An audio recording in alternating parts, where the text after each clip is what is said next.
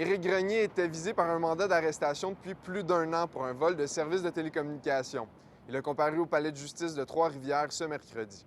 Donc, M. Grenier ainsi que les 7 autres co-accusés dans cette affaire sont accusés là, essentiellement d'infraction de vol de services de télécommunications et d'infractions reliées là, au vol de services de télécommunications. On leur reproche d'avoir produit et trafiqué des décodeurs qui permettaient d'obtenir des services de télécommunications sans payer les redevances nécessaires là, aux chaînes de télécommunications. Autour de 7000 clients qui payaient un abonnement mensuel pour avoir accès aux signaux par cette façon-là.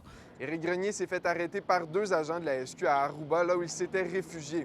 Il a été rapatrié au Québec dans la nuit du 6 au 7 avril.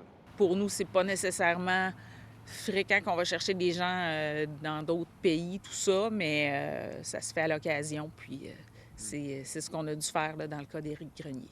Donc, effectivement, monsieur a comparu ce matin, détenu au palais de justice de Trois-Rivières, et il y a eu une objection là, à sa mise en liberté. Donc, 2 dates sont à retenir. Dans le cas de M. Éric Grenier, il reviendra à la Cour le 12 mai prochain au stade de l'enquête sur mise en liberté. Cette étape-là, pour l'instant, est pour la forme.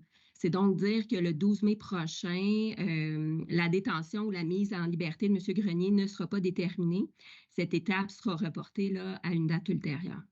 L'enquête préliminaire est prévue là, sur plusieurs jours entre le 22 mai prochain et le 11 juin prochain. Au niveau des suspects, ça provenait de Laval, Brownsburg, Chatham. Il y en avait un du côté de Princeville, mais un petit peu plus concentré là, dans le secteur de Montréal, Saint-Jérôme, ces secteurs-là. Les 7 autres accusés dans le dossier subiront leur enquête préliminaire au même moment qu'Éric Grenier. À Trois-Rivières, Elliott Tremblay pour Nouveau Info.